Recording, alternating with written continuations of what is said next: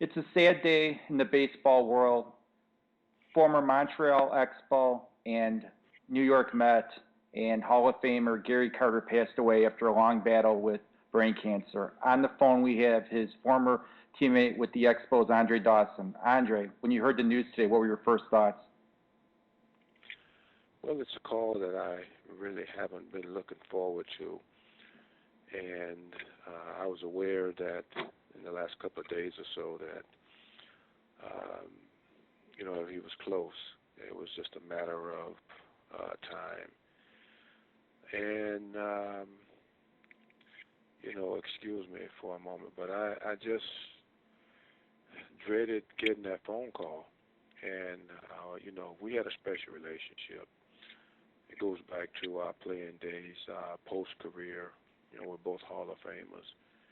And I just dreaded getting that call. And I knew, yesterday that the doctor said that he probably wouldn't make it through the day. He fought, as he always does. He made it through the day, and, then we lost him today. Now, coming up to the Expos organization, when did you first get to know Gary Carter? I was called up in 1976, and Gary was there. He was one of two young catchers that was trying to outright win the starting catcher job. He, along with Barry Foote, were being platooned off and on. Gary would play left field when he didn't catch. Foote only caught.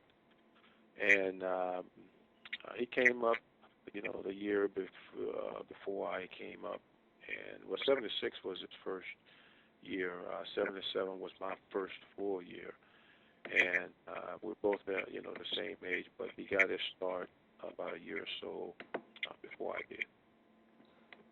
I noticed that they said Gary Carter originally was going between catcher and right fields. And when you came up, you went into center field, and Gary moved to catch. Did you ever say to Gary, you know what, thanks for moving to catch to open up some outfield spots for myself and Ellis Valentine and Warren Cromartie? No, that wasn't the case. When I came up, I got the call from AA to AAA. Gary was playing in the outfield, and he had a collision with Pepe Manguel. Gary fractured his thumb. Pepe Manguel went on the disabled list also, and from that point, Gary would only stay behind the plate. When I left AAA, I went to the big leagues, and I was the center fielder. Ellis Valentine was the right fielder, and Warren Cromartie was the left fielder.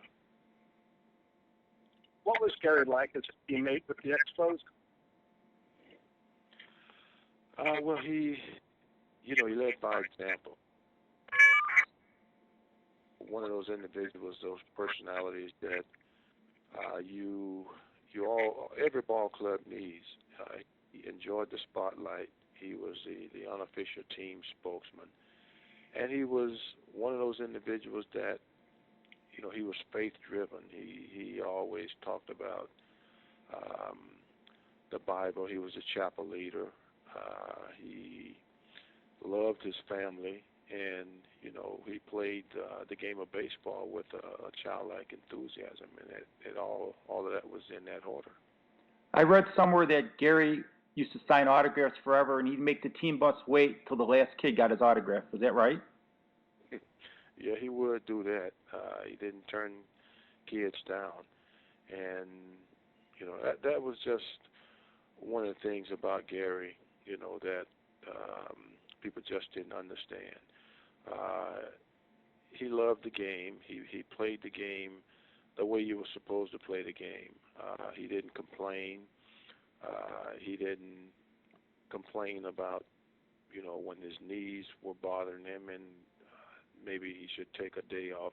We had both had a lot of similarities. We sit next to each other on the trainer's table and talk about our history of knee problems.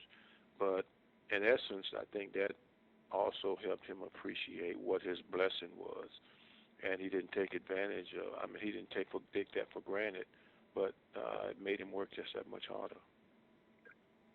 I remember, I think it was the St. Louis Cardinals home opener. Gary Carter hits a home run off of Bob Gibson, and I'm thinking, who is this kid?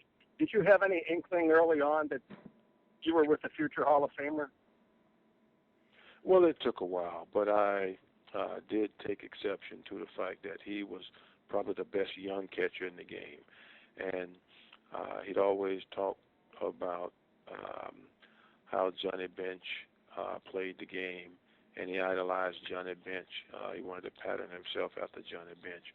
And like I said, his work ethic was impeccable, and he took a lot of pride in his defensive skills. We all knew that he could swing the bat. That was one of the major reasons why he was in the big leagues, but he took a lot of pride in his defensive abilities, and it proved later on as a result of him winning numerous Gold Glove awards. What was your favorite moment of Gary Carter's career? Well, it was a funny moment. Gary didn't like to make errors, and Jim Fanning was the manager. And I can recall a popped fly in Olympic Stadium was hit back toward our dugout. And Gary raced over to make a play on the ball, and Fanning came out of the dugout. He was screaming, "You got room, you got room, you got room." And he bumped Gary, and Gary dropped the ball and was given an error. And it was kind of comical in a sense, because it was the first time that I'd ever seen anything like that happen on a playing field, where the manager would come out and make a call like that, and as a result cause one of his players to make an error. What was it like, when he went to the Mets playing against him? Well, the first thing I do when I got to the plate, I would ask him, "Are you going to give me something to hit? Do I have to play the guessing game with you?" And he'd look at me and he'd smile, which is what he always did. And he said, "Well, I'm going to call every pitch." Of course, the pitch that he told me was coming wasn't the pitch that he would call. But we had a special relationship. There are some relationships that are special. There are some that are endearing. There are some that you even want to forget about. But Gary was one of those relationships that you had the utmost respect for, because of not only how he carried himself, but conducted himself both on and off the field, but for how he loved his family, and how he just again played the game with that childlike enthusiasm. And then when you went down to the Marlins to finish up your career, Gary was down there broadcasting. Is that right? Yes, he was. I got to see him when he was leaving the game, and he got to see me and call some of the games when I was leaving the game. Now, when I pictured Gary Carter in my mind's eye, I always see him smiling. I'm sure there were times where he wasn't. But was he generally upbeat, happy-go-lucky, a joker, things like that? Not really a joker. Yes, that was what you always saw, that smile. And, he had the nickname The Kid, but we go as far as calling him Kodak Kid, and Teats, for his tendency to flash his pearly whites for the cameras.